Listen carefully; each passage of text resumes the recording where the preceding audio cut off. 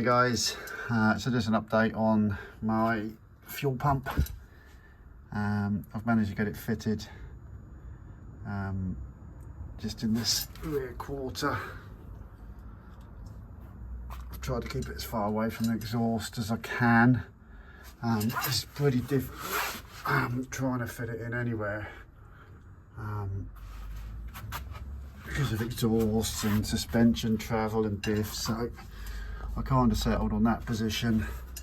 The pickup of the pump's about halfway with the tank.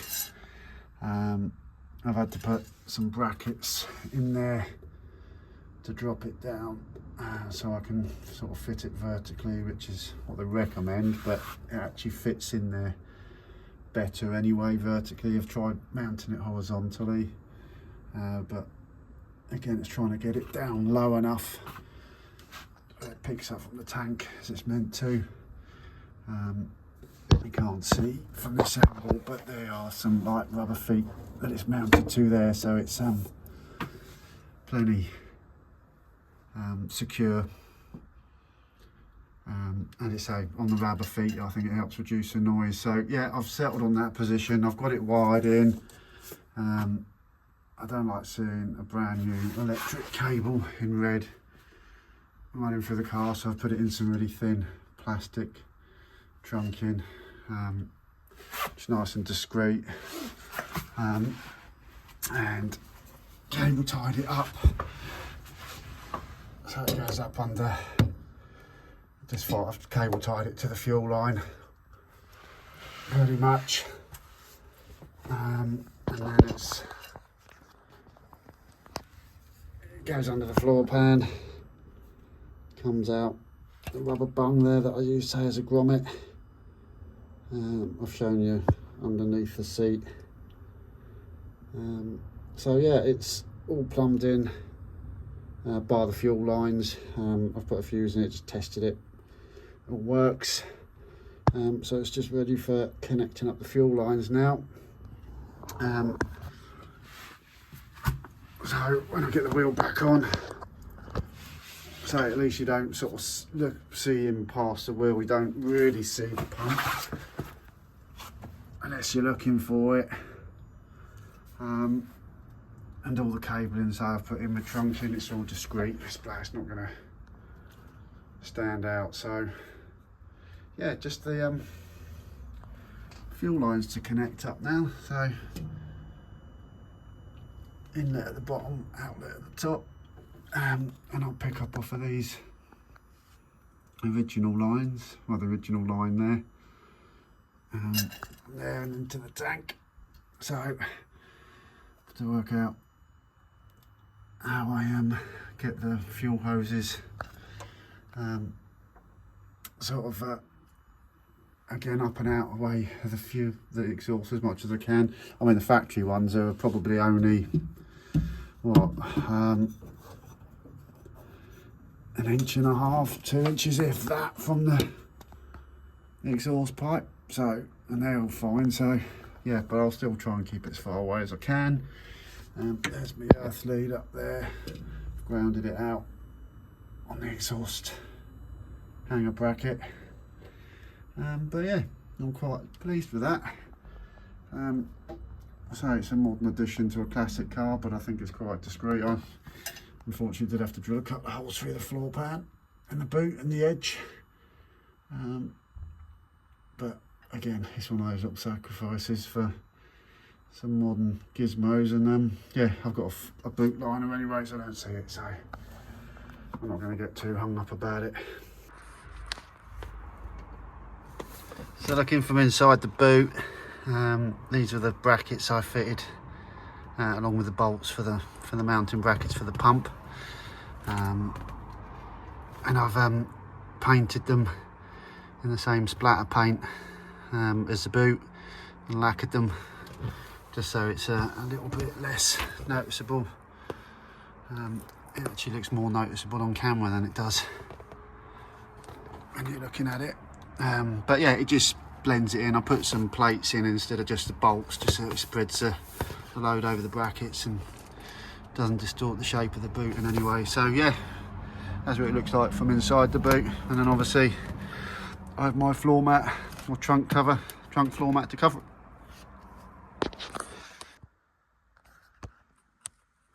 So after a bit of messing about, I've managed to get the grille emblem mounted.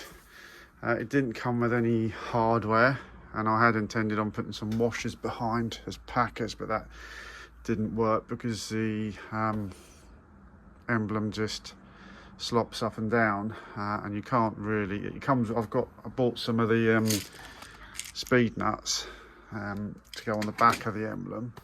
But you can't tighten those up that much, so I've had to make a couple of little metal brackets that sort of go in and hook on the grille. I think it's similar to what the factory hardware was like. They're like square clamps. So, but anyway, yeah, after a couple of hours of messing around, I've managed to get it fitted. They are super delicate, these emblems. I did get them on. I did get it on the first time with the washers and the speed nuts to find out I couldn't tighten them enough, and then that was a right pain getting those speed nuts back off without damaging the emblem. But I managed it. As I say, and I've made a couple of brackets up and painted them satin black, so it just won't be as noticeable. So I'm going to get the grille back on the car now. Alright, so that's the grille all back on. I've got my plastic trim piece back in along the top as well. Little brackets I've made, so I painted them satin black so you can't see them. So yeah, I'm well happy. I don't think the 70 technically had a Pontiac emblem in the grille, so that's a personal thing. I wanted one. I just love the look of it with the emblem. So yeah, a bit fiddly making up some brackets. It'd be nice if I could sort of get the hardware, but I can't seem to find where to get the little black brackets. So yeah, making them up myself. It's nice, it's all on there secure. So yeah, I'm happy. So another little job done. Alright, so I've got the new ignition barrel in. A bit harder getting it in than getting the older one out because it's, I suppose, just tighter, and there's a bit of slack in the old one. And I've got the new switch in there. See the little white switch there with the brass contacts. I found the easiest way of getting that out was the needle nose pliers, and just be aware that there's actually a little spring clip that sits underneath it as well that holds it in place. So you have to give it a bit of a tug to get it out, but don't let the clip drop down into the column. So I was able to fish that out with some needle nose pliers as well. So yeah, I've got the barrel in, the switch. I'm just going to put the indicator assembly back in, screw it in, and then just test putting the battery on, because I want to make sure none of these contacts set the horn off when I did it last time. It's easy to get this thing here, I don't know how, contacting the column, so the horn was sounding continuously. So I'm just going to sort of put the column back together in stages and just keep reconnecting the battery just to test, make sure everything's working.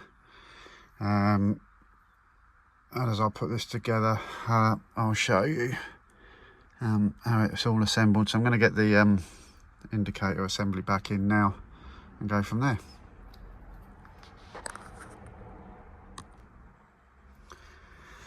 Alright, so I've got the indicator and horn mechanism back in place, and I'm just using this tool that I bought just to compress this outer plate in, and I can get this little clip back in then.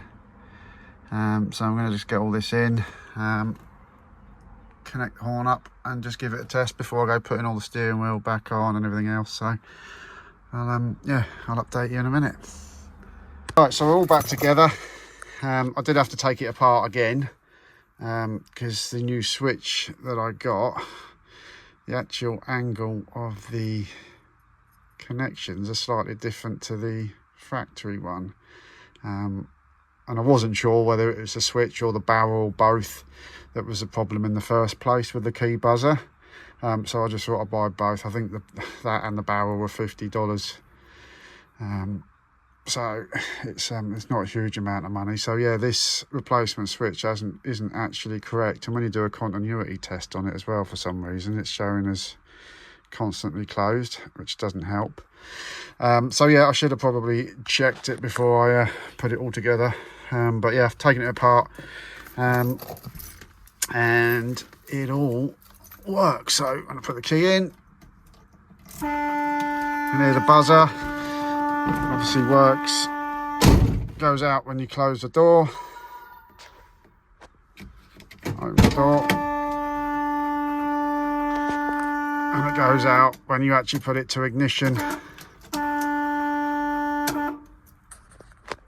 and then when you close the door and you put it in the accessories position, it doesn't buzz.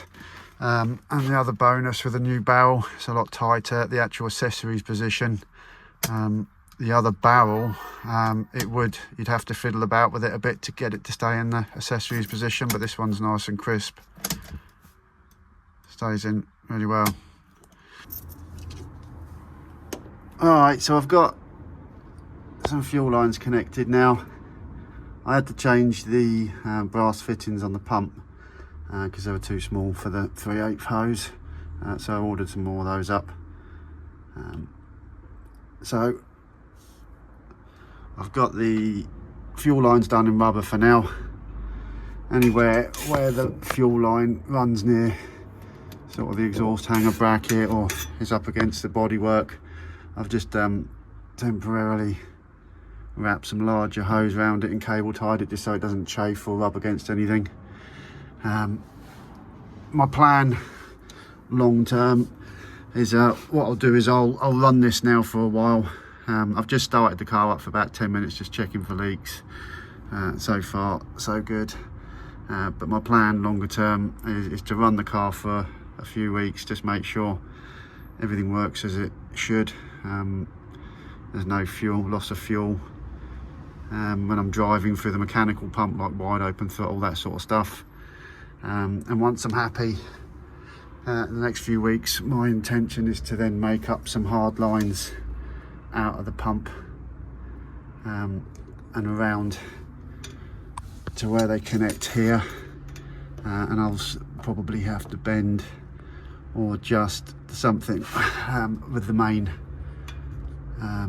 fuel out line, and I'll just connect with a little shorter piece of rubber between the two. So although the rubber hoses are probably okay, I just think it'll look neater and more professional if I do some hard lines coming out. And I'll probably even get some like the P clips or whatever and mount them properly, and then just to say a short little bit of rubber to connect the two. So that's my main outlet pipe there that I've gone into. So yeah, I'm going to go and give the car a run now, make sure it all drives okay. Again, check for leaks. I'm going to be taking a fire extinguisher out with me. Not that I've got any leaks at the moment, but you never know. It's always best to have one at hand. So I'm going to go and give the car a little run for 20 minutes, bring it back, and just double check again for leaks and go from there.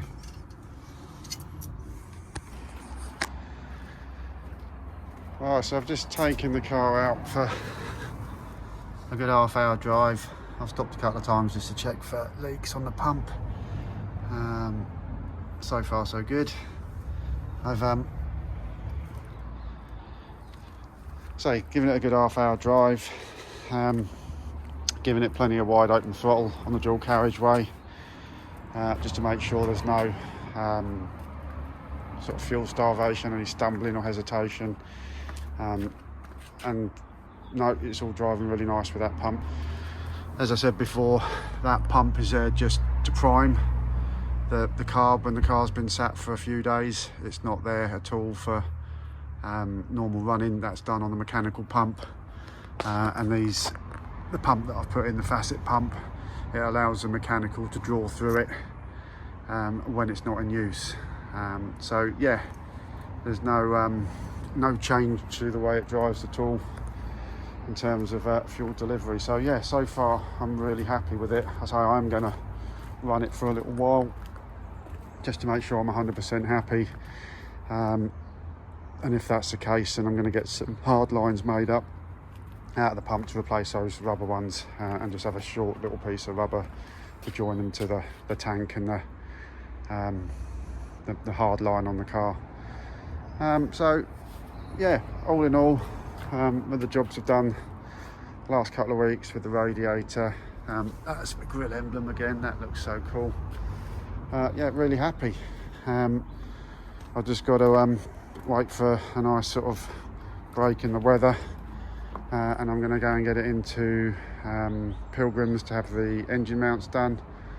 I don't know if I said before, but I've gone for the Mighty mounts. They're more expensive, but the reviews on them are better. They're reinforced mounts, so I've ordered up, I say, another set of manifold gaskets as well, because I suspect they're going to have to come off. So yeah, as it stands at the moment, the car, love the way it drives with the pump, and the radiator. It's nice, staying nice and cool in traffic.